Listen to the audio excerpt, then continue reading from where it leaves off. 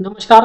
युवराज academy 24 या आपल्या educational YouTube चॅनलवर मी तुम्हा सर्वांचं मनापासून स्वागत करतो. मित्रांनो, तुमचं सर्वांचं स्वागत आहे. व्हिडिओ क्रमांक 9 मध्ये आपण पोलीस भरतीची जी काही PYQ सिरीज चालू केली यामध्ये मित्रांनो हा 9व्या क्रमांकाचा आपला व्हिडिओ. यापूर्वी आपले 8 व्हिडिओ झाले, ते व्हिडिओ पाहून घ्या. 100% तुम्हाला त्याचा फायदा होईल. मित्रांनो, PYQ कशासाठी करायचे असतील तर PYQ आपल्याला करायचे आपली स्वप्न साकार करण्यासाठी. जर मित्रांनो तुम्ही सुद्धा पोलीस भरतीची तयारी करत असाल आणि तुम्ही सुद्धा पोलीस बनण्याचं स्वप्न यावर्षी साकार करत इच्छित असाल तर मित्रांनो हा व्हिडिओ तुमच्यासाठी महत्त्वाचा ठरणार आहे.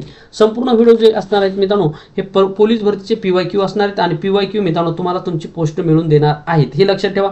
जर तुम्हाला तुमची पोस्ट मिळवायची जर असेल तर हे व्हिडिओ तुमच्यासाठी सर्वात इम्पॉर्टंट आणि महत्त्वाचे आहेत. मित्रांनो, गणित हा विषय तुम्हाला तुमची मेरिट ठरवणारा विषय असतो. त्यामुळे गणित या विषयामध्ये जर तुमची तयारी 25 पैकी 25 घेण्याची जर असेल तर पोस्ट मित्रांनो तुमचीच आहे.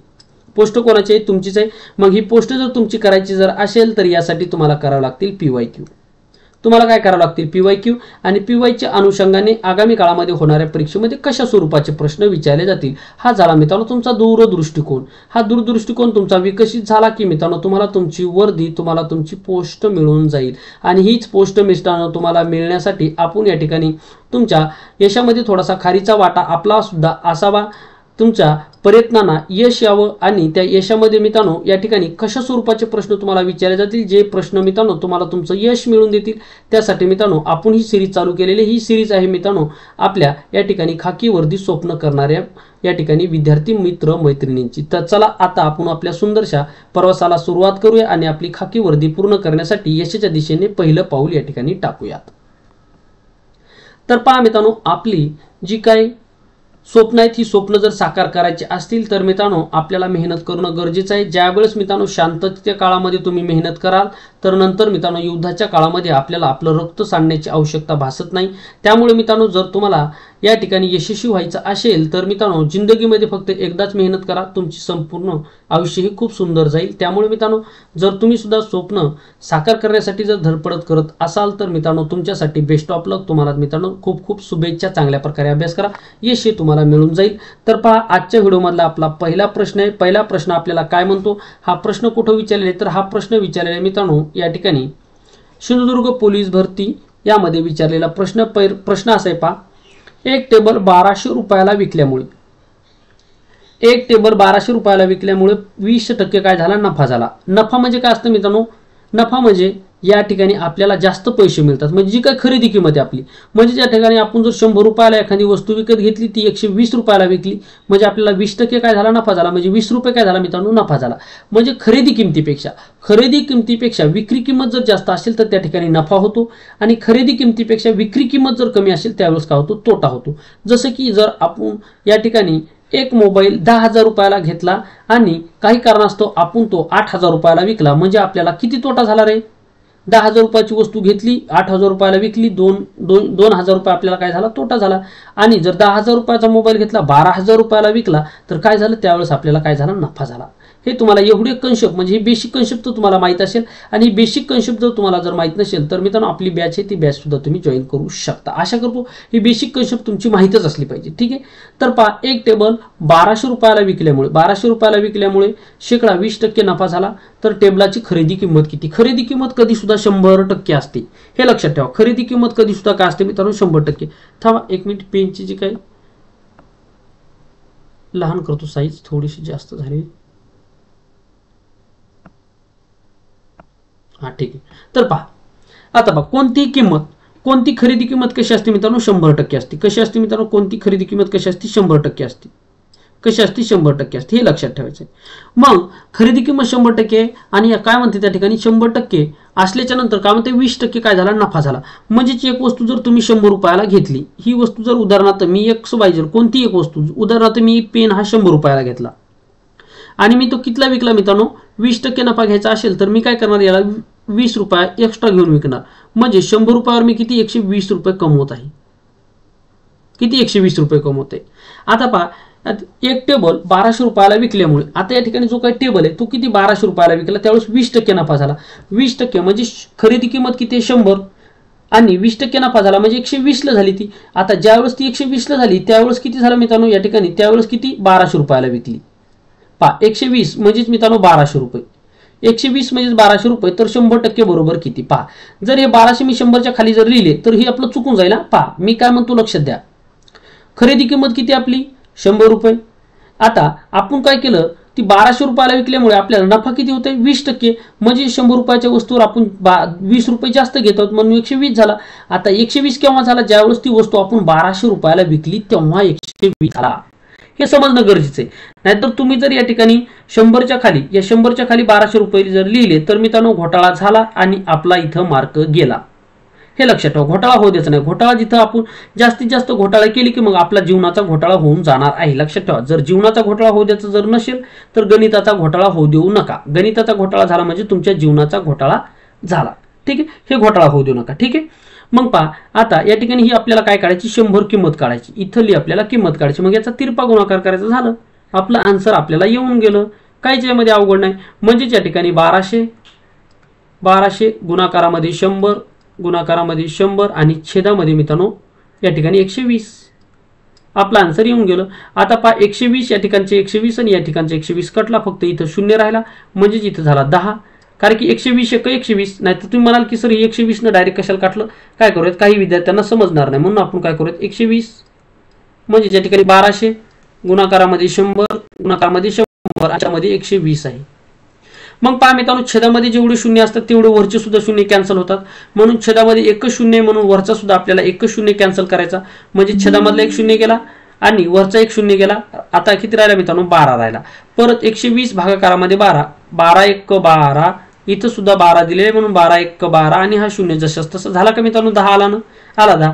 मग 10 गुणाकारामध्ये जर 100 जर केला तर पहा 10 गुणाकारामध्ये 100 जर केला तर 10 1 10 10 1 10 आणि 100 वरचे 2 शून्य म्हणजे किती झाला मित्रांनो 1000. म्हणजे या प्रश्नाचं उत्तर आहे 1000 रुपये. म्हणजे एक टेबल 1200 रुपयाला विकल्यामुळे शेकडा 20% नफा झाला. तर त्या टेबलाची खरेदी किंमत किती, तर त्या टेबलाची खरेदी किंमत आहे मित्रांनो 1000 रुपये. खरेदी किंमत आहे 1000 रुपये. पहा मी यापूर्वी सुद्धा तुम्हाला काय बोललो होतं, खरेदी किमतीपेक्षा विक्री किंमत जास्त असेल तर काय होतो नफा, काय होतो मित्रांनो नफा. आणि या खरेदी किमतीपेक्षा विक्री किंमत जर कमी असेल तर त्यावेळेस काय होतो मित्रांनो तोटा. केव्हा खरेदी किमतीपेक्षा विक्री किंमत कमी असेल तेव्हा. ठीक आहे, ह्या गोष्टी तुम्हाला या ठिकाणी लक्षात ठेवायच्या. तर आशा करतो हा प्रश्न व्यवस्थितरित्या समजलेला असेल. पुढचा प्रश्न पाहूया. गणित हा विषय शिकत असताना मित्रांनो बिलकुल गडबड करायची नाही. कारण की हा विषय कन्सेप्टवर आधारित आहे. त्यामुळे एकदा कन्सेप्ट क्लिअर झाली की त्या कन्सेप्टवर तुम्ही हजारो गणित सोडवू शकता. त्यामुळे सर्वप्रथम कन्सेप्टवर लक्ष द्या. पहा जीके हा विषय असा आहे की तुम्ही त्या ठिकाणी जास्तीत जास्त क्वेश्चन सॉल्व्ह केले पाहिजे कमीत कमी वेळामध्ये, किंवा जास्तीत जास्त क्वेश्चन तुम्ही रीड केले पाहिजे जीके मध्ये. परंतु गणित विषयामध्ये तसं नाही, त्यामध्ये उलट आहे. तुम्ही कमी क्वेश्चन करा परंतु कन्सेप्ट क्लिअर करा. कन्सेप्ट क्लिअर झाली म्हणजे तुम्ही कितीही गणित सॉल्व्ह करू शकता. त्यामुळे गणित सोडत असताना बिलकुल मित्रांनो गणित शिकत असताना गडबड करू नका. त्यामध्ये महत्त्वाची जी काही कन्सेप्ट आहे कन्सेप्ट शिकण्याचा प्रयत्न करा, नंतर सराव करा. वाशिम पोलीस भरतीमध्ये विचारलेला प्रश्न काय पहा. एक पाण्याची टाकी एका नळाने 8 तासात भरते, दुसऱ्या नळाने 4 तासात रिकामी होते. दोन्ही नळ एकाच वेळी चालू केले तर ती टाकी किती तासात रिकामी होईल. वाशिम पोलीस भरतीला विचारलेला प्रश्न. पहा मित्रांनो पाण्याची टाकी आहे. मित्रांनो या पाण्याच्या टाकीला 2 नळ आहेत. ही आहे मित्रांनो आपली पाण्याची टाकी. या पाण्याच्या टाकीला या साईडने एक नळ आहे आणि या पाण्याच्या टाकीला इकडून एक नळ आहे. आता पहा या ठिकाणी काय म्हणतं, एक नळ टाकी भरतो. पहा पाण्याची एक टाकी एका नळाने 8 तासात भरते व दुसऱ्या नळाने 4 तासात रिकामी होते. हा जो काय दुसरा नळ आहे हा काय करतो रिकामी करतो. आणि हा काय करतो मित्रांनो भरतो. आता या ठिकाणी मी कन्सेप्ट सांगत आहे पहा तुम्हाला. ज्यावेळेस मित्रांनो आता जो काय नळ टाकी भरतो त्याला आपण एक्स नाव देऊयात, जो टाकी रिकामी करतो त्याला वाय नाव देऊयात. ठीक आहे, समजून घ्या. मी तुम्हाला काय कन्सेप्ट सांगतोय. ठीक आहे, असं की मित्रांनो हे कन्सेप्ट तुम्हाला एकदा माहित झाले की तुम्ही त्याचे आन्सर किती या ठिकाणी गणित सोडू शकता. मग मित्रांनो भरणारा नळ आहे आपला एक्स आणि खाली करणारा नळ आहे वाय. ज्यावेळेस मित्रांनो एका नळाने टाकी भरते दुसऱ्या नळाने टाकी रिकामी होते त्यावेळेस मित्रांनो आपल्याला काय करायचं, पहिला नळ गुणाकारामध्ये दुसरा नळ छेदामध्ये पहिला नळ मायनस दुसरा नळ. केव्हा ज्यावेळेस एक नळ टाकी भरतो, ज्यावेळेस एक नळ टाकी रिकामी करतो त्यावेळेस ही सूत्र वापरायचे. आणि ज्यावेळेस मित्रांनो ही टाकी आहे, ज्यावेळेस दोन्ही नळ सुद्धा या ठिकाणी टाकी भरतात, पहा दोन्ही नळ जर टाकी भरणारे जर असतील तर पहिला नळ x आणि दुसरा नळ y. पहिला नळ x तासामध्ये भरतो, दुसरा नळ y तासामध्ये भरतो. दोन्ही सुद्धा काय आहेत मित्रांनो भरणारी, दोन्ही सुद्धा मित्रांनो टाकी भरणारी आहेत, दोन्ही सुद्धा काय आहेत टाकी ही भरणारी आहेत. दोन्ही सुद्धा नळ टाकी भरणारे जर असतील तर त्यावेळेस काय करायचे, x गुणाकारामध्ये y आणि x प्लस y हे तुम्हाला या ठिकाणी लक्षात ठेवायचे. पहा हे एक नळ टाकी भरतो, एक नळ टाकी रिकामी करतो, त्यावेळेस या स्वरूपामध्ये टाकायचे. ज्यावेळेस दोन्ही सुद्धा नळ टाकी भरतात त्यावेळेस मित्रांनो अशा स्वरूपामध्ये हे सूत्र तुम्हाला सॉल्व्ह करायचं आहे. तर चला मित्रांनो, आता आपण या ठिकाणी बेसिक पाहिलेले, तर आता आपण जाऊयात आपल्या मेन प्रश्नावर. प्रश्न कसा आहे तो आपण सॉल्व्ह करूयात. तोपर्यंत हे जे काय आपण ड्रॉप केलं होतं, जे काही तुम्हाला बेसिक सांगितलं, हे बेसिक मित्रांनो महत्वाचं होतं. हे बेसिक आता आपण या ठिकाणी रब करूया त्याला. ठीक आहे, आता हे जे काही बेसिक आहे मित्रांनो, आता बेसिक आपल्या या ठिकाणी क्लिअर झालेले आहे. आता मित्रांनो आपण जाऊयात आपल्या मेन प्रश्नाकडे. मेन प्रश्न काय तर पहा, एक नळ टाकी भरतो, एक नळ टाकी रिकामी करत आहे. म्हणून मित्रांनो एका नळाने एक टाकी भरणारा नळ किती तासामध्ये भरतो, 8 तासामध्ये भरतो. म्हणून इथं 8 लिहा गुणाकारामध्ये. रिकामा किती तासामध्ये करतो, 4 तासामध्ये रिकामा करतो. आता काय करायचं, एक नळ टाकी भरत आहे, एक नळ टाकी रिकामी करत आहे, म्हणजेच पहिल्या नळामधून दुसरा नळ काय करायचा आपल्याला मायनस करायचं आहे. कारण की एक नळ टाकी भरतो आणि एक नळ रिकामी करतो. जर दोन्ही सुद्धा नळ टाकी भरणारे असते तर इथं आपल्याला प्लस लिहावं लागलं असतं, हे लक्षात ठेवा. परंतु या ठिकाणी काय दिलं त्यांनी, एक नळ टाकी भरत आहे, एक नळ टाकी रिकामी करत आहे, एक नळ टाकी रिकामी करत आहे. म्हणून मित्रांनो आपण या ठिकाणी काय केलेलं आहे, मायनस केलेले. ठीक आहे, या ठिकाणी काय केलं तर आपण या ठिकाणी मायनस केलेलं आहे. त्यामुळे हे तुम्हाला लक्षात ठेवायचं आहे. म्हणजे मित्रांनो आपण प्लस आणि मायनस कधी करायचं हे सुद्धा आपल्याला समजणं गरजेचं असणार आहे. ठीक आहे, तर पहा आपण या ठिकाणी मायनस का करायचं, तर एक नळ टाकी भरत आहे, एक नळ रिकामी करत आहे. म्हणून 8 - 4 करा. 8 - 4 केल्याच्या नंतर मित्रांनो 8 गुणाकारामध्ये 4 गुणाकारामध्ये 4, 8 मधून 4 गेला. पहा या 8 मधून 4 गेला, किती राहिला, 4 राहिला. मग आता वरतीचं 4 आणि खालतीचं 4 कॅन्सल होणार, राहणार मित्रांनो फक्त 8. म्हणून ती टाकी 8 तासामध्ये रिकामी होईल. ऑप्शन किती मध्ये पहा, ऑप्शन क्रमांक 1 मध्ये दिले. म्हणून ऑप्शन क्रमांक 1 आहे आपल्या प्रश्नाचं उत्तर. आशा करतो मित्रांनो हा सुद्धा प्रश्न तुम्हाला व्यवस्थितरित्या समजलेला असेल. मित्रांनो PYQ ची बॅच आपल्याकडे अवेलेबल आहे. ही बॅच जर तुम्ही जॉईन करायची असेल तर ही बॅच मित्रांनो तुम्ही जॉईन करू शकता. खाली जो काही स्क्रोल नंबर होता या नंबरशी तुम्हाला संपर्क साधू शकता. किंवा गणित आणि बुद्धिमत्तेची जर तुम्हाला बेसिक टू ॲडव्हान्सची बॅच करायची असेल तर ही बॅच सुद्धा अवेलेबल आहे. दोन्ही सुद्धा बॅच आपल्याकडे आहेत आणि ह्या दोन्ही सुद्धा बॅच मित्रांनो तुमच्यासाठी इम्पॉर्टंट असणार आहे. म्हणजे तुमचं खाकी वर्दीचं स्वप्न साकार करण्यासाठी ह्या महत्त्वाच्या असणार आहे. ठीक आहे, पुढचा प्रश्न पहा, 3 नंबरचा प्रश्न. अमरावती पोलीस भरतीला विचारलेला प्रश्न आहे. हा प्रश्न मित्रांनो संपूर्ण बेरीजवर आधारित आहे आणि हा प्रश्न अतिशय सोपा आहे. फक्त याची मांडणी करता आली पाहिजे. पहा मित्रांनो तुम्हाला एक गोष्ट माहित असली पाहिजे, एकक स्थान, दशक स्थान, शतक स्थान आणि सहस्त्र स्थान. तर पहा मित्रांनो या ठिकाणी बेरीज करताना हे गोष्टी खूप महत्त्वाच्या आहेत. आता या ठिकाणी हे का सांगत आहे मी तुम्हाला, पहा या ठिकाणी किती दिलेले, 1001 दिला, त्याच्यानंतर 1100, त्याच्यानंतर किती दिला, 111 दिला, त्याच्यानंतर 10 दिला, त्याच्यानंतर 11 दिला. आता हे जे काही संख्या आहेत मित्रांनो संख्या कमी जास्त आहेत. जर तुम्ही जर असं जर केलं, पहा खेळखंडोबा कसं करतात हे लोक, पहा आपल्या जीवनाचा. पहा या ठिकाणी का 1001 आहे, त्याच्यानंतर मग काय देतात मित्रांनो 1100 देतात. मग आपण सुद्धा असंच लिहितो. इथं आपल्याला वाटतं काहीच नाही, मग काय करतात इथं सुद्धा आपण 10 लिहितो आणि इथं सुद्धा 11 लिहितो. ह्या मांडणी मागं पुढे झाली की आपला खेळखंडोबा झाला. त्याच्यामुळे मी एकक दशक शतक लिहित आहे. त्याच्यामुळे मग काय करायचं मित्रांनो, सर्वप्रथम काय करायचं, या ठिकाणी मित्रांनो 1001 लिहा. त्याच्यानंतर काय दिलं आपल्याला 1101, म्हणून इथून लिहा. पहा एकाखाली 1 करा, इथं 1101 झाला. त्याच्यानंतर काय झालं 111 झाला. 111च्या नंतर 10, इथं 10 लिहा. त्याच्यानंतर आहे मित्रांनो 11. ही अशी मांडणी जमली पाहिजे. ही अशी आपली मांडणी जमली पाहिजे. मग पहा 1 1 2 2 आणि 1 3, म्हणजे इथं झाला 3. मग ऑप्शन 3 कुठे दिसतं, ऑप्शन 2 मध्ये दिसत नाही, ऑप्शन 2 कटलं.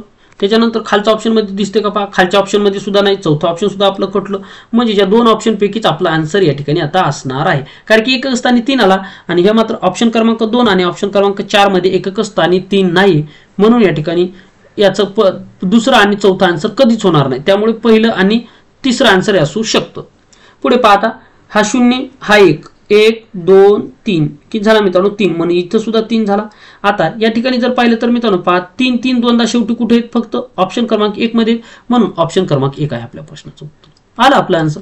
संपूर्ण चेक करण्याची सुद्धा तुम्हाला आवश्यकता नाही आहे, हे तुम्हाला लक्षात ठेवायचे. म्हणून ऑप्शन क्रमांक 1 आहे आपल्या प्रश्नाचं उत्तर. सोपा प्रश्न होता, त्यामुळे याच्यावर जास्त वेळ आपल्याला घ्यायचा नाही. परंतु या प्रश्नाच्या अनुषंगाने मी एक गोष्ट तुम्हाला सांगू इच्छितो. पहा हा प्रश्न बरोबर आहे. आता या प्रश्नाच्या अनुषंगाने मित्रांनो बॉडमास जी काही पद्धत आहे या पद्धतीने जर तुम्हाला असं दिलं असतं बेरीज, वजाबाकी, गुणाकार भागाकार ह्या संपूर्ण प्रक्रिया जर एकाच गणितामध्ये जर त्यावेळेस जर दिल्या जर असत्या तर मित्रांनो त्यावेळेस मात्र आपल्याला प्रॉब्लेम झाला असता. तर अशा वेळेस काय करायचं, सर्वप्रथम पहा मित्रांनो, कंस सोडवायचा कंच भागूमध्ये काय कंस सोडवायचा. कंस झाल्याच्या नंतर तुम्हाला काय करायचं, दुसरी स्टेप भागाकार करायचा. भागाकार झाल्याच्या नंतर गुणाकार करायचा. गुणाकार झाल्याच्या नंतर बेरीज करायची. बेरीज झाल्याच्या नंतर वजाबाकी करायची. ह्या स्टेप तुम्हाला या ठिकाणी लक्षात ठेवायच्या या प्रश्नाच्या अनुषंगाने. ठीक आहे, पुढे प्रश्न येईल ते आपण पाहूयात. 4 नंबरचा प्रश्न, 2 डझन पुस्तकाची एकूण किंमत 1728 रुपये इतकी आहे. तर अशा 15 पुस्तकाची एकूण किंमत किती असेल. भंडारा पोलीस भरतीला विचारलेला प्रश्न. 4 ऑप्शन तुमच्या समोर आहेत. पहा, 1 डझन. आता एका डझनामध्ये सर्वप्रथम तुम्हाला माहिती असलं पाहिजे एका डझनामध्ये किती वस्तू असतात. आता 1 डझन तुम्ही मित्रांनो आता हे तुम्हाला माहिती असलं पाहिजे. पहा, आपण काय बाजारामध्ये जात असताना डझनामध्ये काय सर्वप्रथम केळी. पहा, केळीचं उदाहरण तुम्हाला घेऊन सांगतो. ज्यावेळेस आपण केळीवाल्याकडे जातो त्यावेळेस तो काय म्हणतो, 12 किती 40 रुपये डझन आहे, 30 रुपये डझन आहे. तो असं म्हणतो का तुम्हाला 10 रुपयाला एक केळी, 5 रुपयाला एक केळी नाही. म्हणजेच केळाचं माप हे डझन मध्ये केलं जातं. मग एका डझन मध्ये किती केळी असतात, एका डझन मध्ये 12. म्हणजेच मित्रांनो मग तुम्हाला आता कळालं की एका डझन मध्ये किती असतात, 12. मग त्यांनी काय म्हणलंय, 2 डझन. 2 डझन म्हणजे एका डझन मध्ये 12, तर 2 डझन मध्ये किती, 12 दोन्ही 24.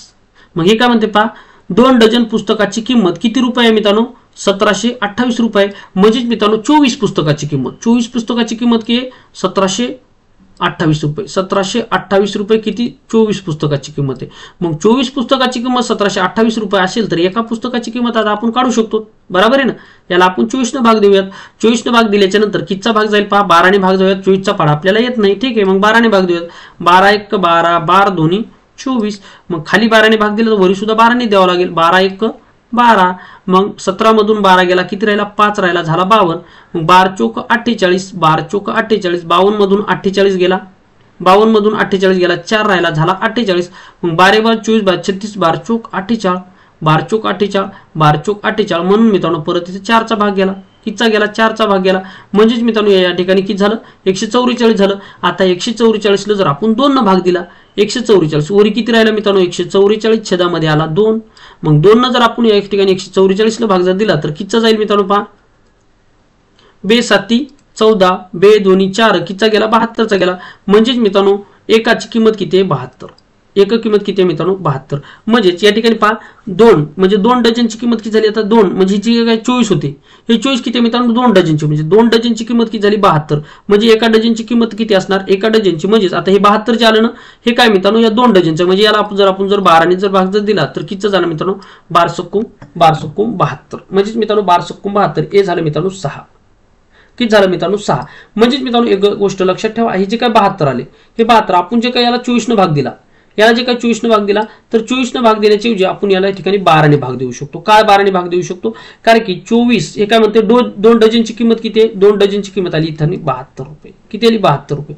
मग मित्रांनो आता 72 आल्याच्या नंतर याला आपण 15 ने गुणूयात. 15 ने गुणल्याच्या नंतर पहा, 15 1 15, 15 दोन्ही 30, 30 शिला 0, हातचा आला 3, परत 15 7 15 5 75, 15 सक्की 90, 15 7 5 वर्ष 105 आणि 3 किती झाले मित्रांनो, 108 झाले. किती झाले मित्रांनो, 108 झाले. म्हणजे या ठिकाणी जे काय 15 केळं आहेत याची किंमत किती झाली, 1080. किती झाली मित्रांनो, 1080. ऑप्शन क्रमांक 1 आहे आपल्या प्रश्नाचं उत्तर. पहा, ऑप्शन क्रमांक 1 आहे आपल्या प्रश्नाचं उत्तर. अशा प्रकारे हा प्रश्न आपल्याला सॉल्व्ह करायचा होता. 1080 असणार मित्रांनो आपल्या या प्रश्नाचं उत्तर. ठीक आहे, तर पुढचा प्रश्न आता आपण या ठिकाणी पाहूयात. पुढचा प्रश्न पहा. पुढचा प्रश्न पहा मित्रांनो, 5 नंबरचा प्रश्न. 2 विषयाच्या एका परीक्षेत 30% विद्यार्थी गणितात नापास झाली व 20% विद्यार्थी इंग्रजी या विषयात नापास झाली. दोन्ही विषयात 10% विद्यार्थी नापास झाली असल्यास दोन्ही विषयात शेकडा किती टक्के विद्यार्थी पास झाले. आता पहा मित्रांनो, यांनी काय दिलं आपल्याला, गणित विषयामध्ये 2 विषयामध्ये परीक्षेत पहा, एका परीक्षेमध्ये 30% विद्यार्थी गणितात नापास झाले. गणितामध्ये नापास होणारे विद्यार्थी 30%. ठीक आहे, त्याच्यानंतर 20% विद्यार्थी इंग्रजीत नापास झाले. 20% विद्यार्थी मित्रांनो काय मध्ये इंग्रजीमध्ये नापास झाले. 20% विद्यार्थी पहा या ठिकाणी नापास प्लस नापास. आता परत दोन्ही विषयामध्ये किती नापास झाले, मग दोन्ही विषयामध्ये म्हणजे याचा अर्थ इंग्रजी आणि गणित या दोन्ही विषयामध्ये मिळून 10% नापास झाले. 10% नापास. म्हणजेच मित्रांनो इथं सुद्धा झालं नापास. आता जे काय आपलं आन्सर येणार आहे ते कोणतं असणार आहे मित्रांनो, नापासच असणार आहे. कोणतं असणार आहे, नापासच असणार आहे. कारण की नापास नापास नापास नापास आन्सर काय येणार आहे आपलं, नापासचं येणार आहे. म्हणजेच मग मित्रांनो आता तुम्हाला बॉडमॅचची पद्धत मी वरती सांगितली होती. मग सर्वप्रथम काय करायचं, आपल्याला बेरीज करून घ्यायचे. बेरीज किती आली मित्रांनो, 30 आणि 20 झाली 50. आता बेरीज झाल्याच्या नंतर वजाबाकी करा. 50 मधून 10 गेला, किती राहिला मित्रांनो, 40. किती राहिला, 40. म्हणजे याचा अर्थ 40%. 40% काय झाले मित्रांनो, नापास झाले. नापास झाले. मग 40% नापास झाले असतील तर 5% किती, 40% नापास म्हणजे पास किती असणार मित्रांनो, 60% पास असणार. 60% काय असणार मित्रांनो, पास असणार. 60% काय असणार, पास असणार. कारण की कोणतीही वस्तू ही 100% असते. कोणतीही वस्तू कशी 100% असते. आता नापास नापास नापास नापास झाले 40%. जर 40% नापास असतील तर 60% पास असतील. 40 आणि 60 झाले 100. 40 आणि 60 झाले 100. याचा अर्थ नापास किती असणार, 60%. ऑप्शन क्रमांक 1 आहे आपल्या प्रश्नाचं उत्तर. अशा प्रकारे हा प्रश्न तुम्हाला सॉल्व्ह करायचा होता. अतिशय सोपा प्रश्न होता मित्रांनो. अशा स्वरूपाचे प्रश्न मात्र कधी कधी काय देतात, एका विषयामध्ये आता तुम्हाला जर आलं असं गणित जर आलं, हेच गणित पहा. या ठिकाणी जर मी असं म्हणलो 2 विषयाच्या एका परीक्षेमध्ये 30% विद्यार्थी गणितात नापास झाले, 30% विद्यार्थी गणितामध्ये नापास झाले. नापास किती झाले मित्रांनो, 30% नापास झाले. इंग्रजी या विषयामध्ये 20% विद्यार्थी नापास झाले. 20% विद्यार्थी नापास झाले आणि दोन्ही विषयामध्ये पास झाणाऱ्या विद्यार्थ्यांची संख्या आहे मित्रांनो 80%. आता पहा मित्रांनो, हे नापास नापास इथं झालं मित्रांनो पास. मात्र त्यांनी या ठिकाणी पास दिलं म्हणजे आपला घोळ झाला. मग घोळ झाल्याच्या नंतर मग तुम्हाला एक गोष्ट लक्षात ठेवा. आता आपल्याला पास किती झाले मित्रांनो, 80% पास झाले. मग नापास किती झाले, नापास झाले 20% म्हणजे पास झाले 80%. परत नापास झाले 30% म्हणजे पास झाले 70%. मग याची करायची बेरीज. याची बेरीज म्हणजे पास पास आपण घेतले आता, कारण की पास दिले ना आपल्याला. मग पास पास म्हणजे उत्तर सुद्धा 5चं येणार. म्हणजे 70 आणि 80 किती होतात मित्रांनो, 70 आणि 80 झाले 150.